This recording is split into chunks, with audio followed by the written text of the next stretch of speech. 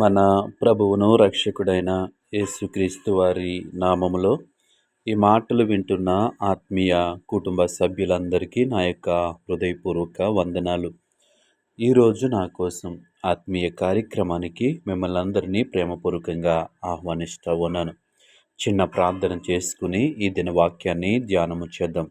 పరిశుద్ధ ప్రేమగల తండ్రి, గొప్ప దేవుడా, కనికరము గల దేవ, కృపగల దేవ, నీకు వందనాలు, వేలాది స్తోత్రాలు ప్రభువా. నీ కనికరాన్ని బట్టి, నీ కృపను బట్టి ఇంతవరకు మమ్మల్ని సజీవులుగా ఉంచావు. అందుని బట్టి నీకు వందనాలు. ఈ సమయంలో నీ మాటలు వినటానికి ఆశ కలిగి ఉంటుండగా ఉదయకాల సమయంలో నీ వాక్యం ద్వారా మాతో మాట్లాడమని యేసు నామములో అడిగి వేడుకుంటున్నాము పరమ తండ్రి, ఆమేన్. ఈరోజు దేవుని వాక్యము కీర్తనల గ్రంథము 31వ కీర్తన 7వ చరణము. నీవు నా బాధను దృష్టించి ఉన్నావు, నా ప్రాణ బాధలను నీవు కనిపెట్టి ఉన్నావు. ఈ వాక్య భాగాన్ని మనము చూసినట్లయితే కీర్తనకారుడు ఈ విధంగా రాస్తా ఉన్నాడు. నీవు నా బాధను దృష్టించి ఉన్నావు. దేవుని నామానికి మహిమ కలుగునుగాక. నా ప్రాణ బాధలను నీవు కనిపెట్టి ఉన్నావు.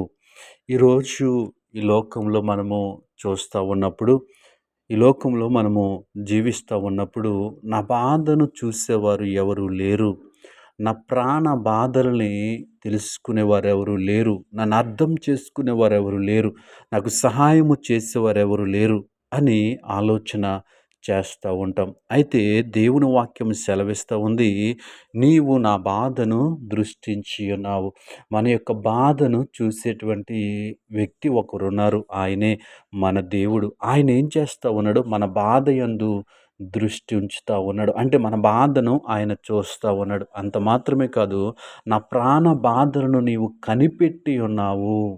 ఆయన మన యొక్క ప్రాణ బాధల్ని ఆయన కనిపెడతా ఉన్నాడు. మనం ఎలాంటి స్థితిలో జీవిస్తూ ఉన్నాం, ఎలాంటి పరిస్థితుల మధ్య జీవిస్తూ ఉన్నాం, మన హృదయాంతరంగాల్లో ఎలాంటి పరిస్థితులు ఉన్నాయి, ఎలాంటి బాధలు మనం కలిగి ఉన్నామని దేవుడు చూస్తూ ఉన్నాడు. చూసినటువంటి దేవుడు మనకి సహాయము చేస్తాడు. ఈ ఉదయకాల సమయంలో ఈ మాటలు వింటున్న ప్రియ ఆత్మీయ స్నేహితులారా, నా బాధను చూసేవారు ఎవరు లేరు. నా ప్రాణము అల్లాడిపోతూ ఉంది, నా ప్రాణము తల్లడిల్లిపోతూ ఉంది. కారణం ఏంటి అంటే, నాకున్నటువంటి బాధలు, నాకున్నటువంటి పరిస్థితులు, నాకున్నటువంటి సమస్యలు అని మనం అనుకున్నట్లయితే ఈ సమయంలో దేవుడు మనతో మాట్లాడుతూ ఉన్నాడు.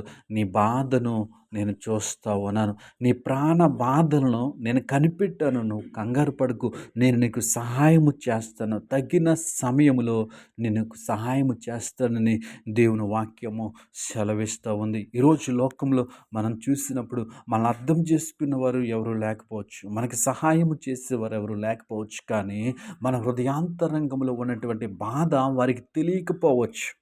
కానీ దేవుని వాక్యము సెలవిస్తూ ఉంది, నీవు నా బాధను దృష్టించి ఉన్నావు. మన బాధలన్నింటినీ ఆయన చూస్తూ ఉన్నాడు.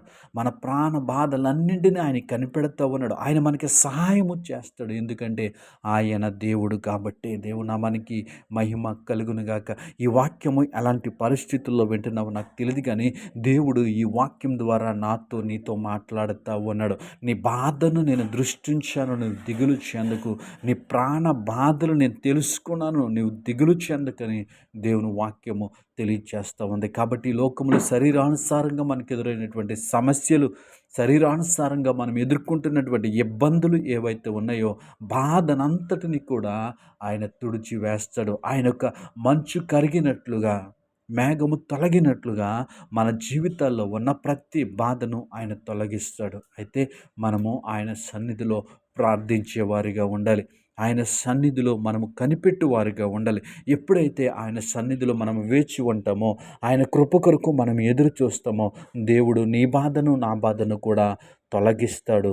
అట్టి కృప దేవుడు మనకి అనుగ్రహించును గాక. ఆమేన్.